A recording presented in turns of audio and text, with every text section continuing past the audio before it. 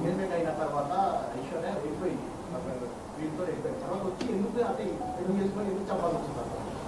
అంటే యాక్చువల్గా ఈ రిలేటివ్స్ అందరికి కూడా, ఎందుకంటే డిసీజ్డ్ ఈ ఐశ్వర్య మదర్కి కూడా ఈ అక్యూజ్డ్తో ఇల్లీగల్ ఇంటిమసీ ఉంది. ఎప్పటికీ కూడా నా కూతురికి అఫీషియల్గా పెళ్ళి అవ్వటం కష్టమేమో, ఏదో రకంగా పెళ్లి చేయాలనేటటువంటి ఇంటెన్షన్ ఒకటి ఉంది. అయితే వీళ్ళిద్దరి మధ్య ఎంత అటాచ్మెంట్ ఉంది అంటే, ఈ ఐశ్వర్య కానీ ఆ బ్యాంక్ మేనేజర్ కానీ 24/7 ఎవరో ఒకళ్ళు video call, WhatsApp video call run అవుతూనే ఉంటుంది. వాళ్ళు వర్క్ చేస్తున్నప్పటికీ కూడా అతను బ్యాంకులో వర్క్ చేస్తున్నా వాట్సాప్ వీడియో కాల్లో అతను కనపడతానే ఉండాలి. ఈమె ఇంట్లో ఉన్నా కూడా ఏదో ఒక పని చేస్తున్నా ఈమె వీడియో కాల్లో అతనికి కనపడతానే ఉండాలి. ఈవెన్ మ్యారేజ్ అయిన తర్వాత కూడా అది కంటిన్యూ అయింది.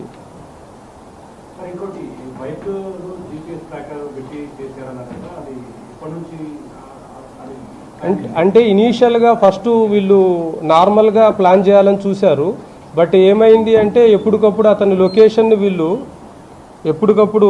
అతని లొకేషన్ని చెప్పినటువంటి ల్యాండ్ మార్క్స్ని దృష్టిలో పెట్టుకొని అతన్ని ట్రాక్ చేయటం అనేది కష్టమవుతుంది. కాబట్టి ప్రత్యేకంగా మనం అతనికి ట్రాకర్ పెడితే అతను ఉన్నటువంటి ప్లేస్కి ఏ ప్లేస్ అయితే మనకి కన్వీనియంట్గా ఉంటుంది అనేటటువంటి దృష్టిలో పెట్టుకొని చేయటం జరిగింది.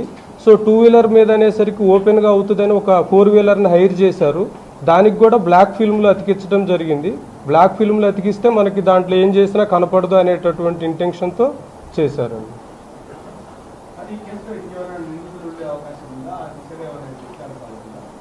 అంటే ఇప్పటి వరకు మనకి ఆల్మోస్ట్ ఆల్ 100% కూడా 99.99% ఇన్వెస్టిగేషన్ అంతా కంప్లీట్ అయింది.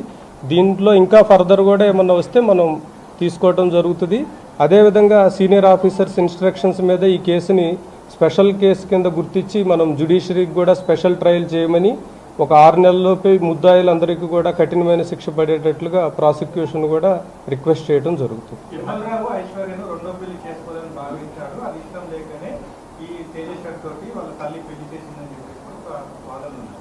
ఉన్నాయి. యాక్చువల్గా ఈ ఐశ్వర్య యొక్క బ్రదర్ కూడా వీళ్ళ మధ్య బాగా మీడియేషన్ చేశాడు. అతను రీసెంట్గా 1 మంత్ బ్యాక్, అతను కూడా 1.5 మంత్ బ్యాక్ ఇల్లు హెల్త్తో చనిపోవటం వల్ల కూడా వీళ్ళకి గైడెన్స్ అనేది లేకుండా పోయింది.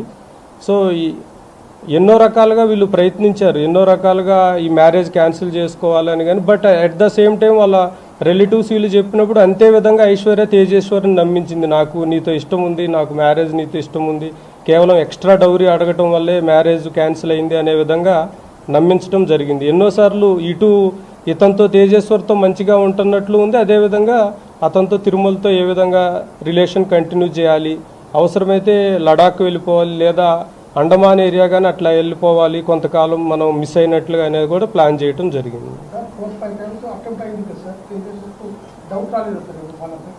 అంటే వీళ్ళు ఈ మర్డర్ కేసులో మెయిన్ ఏంటంటే ఈ సుఫారీ గ్యాంగ్ అందరూ కూడా ఈ తేజేశ్వర్ యొక్క ప్రొఫెషన్ని దృష్టిలో పెట్టుకొని సర్వేయర్ కాబట్టి కొన్ని ల్యాండ్స్ పర్చేజ్ చేయడానికి అన్నట్లుగా వీళ్ళందరూ ఒక ఫ్రెండ్షిప్ డెవలప్ చేసుకోవడం జరిగింది. దానివల్ల తేజేశ్వర్కి ఎట్టి పరిస్థితుల్లో కూడా వీళ్ళ మీద అనుమానం రాలేదు.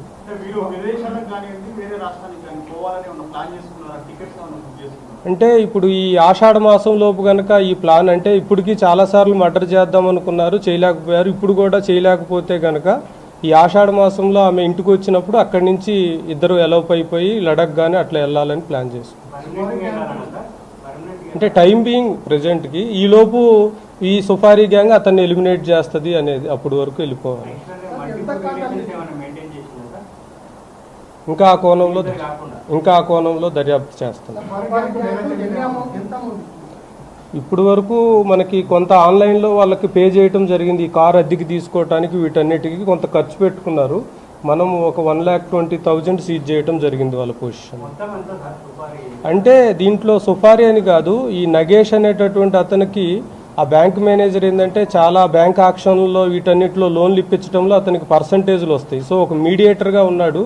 సో ఈ ప్రాబ్లం కనుక సాల్వ్ చేస్తే నీకు పర్మనెంట్గా ఆ మీడియేషన్ అనేది ఉంటుంది. అదేవిధంగా దీనికోసం కూడా ఎంత అమౌంట్ కావాలంటే నీకు లైఫ్ సెటిల్ అయ్యే అమౌంట్ ఇస్తాను అన్నట్లుగా ప్రామిస్ చేయడం జరిగింది. ఇట్లాంటి బాడీలీ అఫెన్సెస్కి సంబంధించినటువంటి క్రైమ్ హిస్టరీ ఏం లేదు. కేవలం ఒక చీటింగ్ కేసు ఒకటి ఉంది కర్నూలు ఏరియాలో. సో ఈ ఎంటైర్ ఇన్వెస్టిగేషన్ని సూపర్వైజ్ చేసినటువంటి డిఎస్పీ గారు, అదేవిధంగా Gadwal town inspector Srinu, Gadwal town SHO Kalyan, అదేవిధంగా సర్కిల్కి సంబంధించి rural SI, Darur SI, Gattu SI. ఎందుకంటే జిల్లా పోలీస్ యంత్రాంగం మొత్తం ఈ కేసు గురించి లాస్ట్ 2-3 డేస్ నుంచి కష్టపడటం జరిగింది. ఎందుకంటే ఈ కేసులో ఉన్నటువంటి ఎమోషన్స్ కానీ, సెన్సిటివిటీ కానీ, కాంప్లెక్సిటీని దృష్టిలో పెట్టుకొని ఎట్టి పరిస్థితుల్లో కూడా ఈ కేసులో స్లాగ్నెస్ అనేది లేకుండా వితిన్ 48 అవర్స్లో ఈ కేసుని చేంజ్ చేయడం జరిగింది. సో గద్వాల్ ఇక అన్ని సెక్షన్స్ వస్తాయి మీకు. ప్రెస్ రిపోర్ట్లో, ప్రెస్ బ్రీఫ్లో అన్నీ ఇచ్చాము. చాలా ప్రాంతాల్లో ప్రతిరోజు ఇంటే ఇలాంటి సంఘటనలు జరుగుతున్నాయి. అంటే కఠినమైన శిక్షణ మీరు కూడా చెప్పారు. అంటే ఇలాంటి శిక్షలు అయితే ఇప్పుడు అంటే ఆల్రెడీ ఈ నేరాలన్నిటికీ మనకి కొత్త బిఎన్ఎస్లో సెక్షన్స్ ఉన్నవి. అయితే మేము ట్రయల్ కూడా చాలా స్పీడ్గా జరిగేటట్లు ఇన్వెస్టిగేషన్ కూడా చాలా పక్కాగా చేసి వీళ్ళందరికీ కూడా కన్విక్షన్. ఇప్పుడు అందరిది ఒకటే రోల్ ఉండదు. ఇప్పుడు మనకి A7, A8 ఎవరైతే ఉన్నారో ఈ తిరుమల యొక్క ఫాదర్ కానీ, ఐశ్వర్య యొక్క మదర్ కానీ, వాళ్ళకి మర్డర్ కేసులో డైరెక్ట్ ఇన్వాల్వ్మెంట్ లేదు. బట్ వాళ్ళకి నాలెడ్జ్ ఉండి కూడా ఎక్యూజ్డ్ని హార్బర్ చేయటము, వాళ్ళకి సహకరించటము, వాళ్ళని అరెస్ట్ చేయటంలో మనకు సహకరించకపోవటం,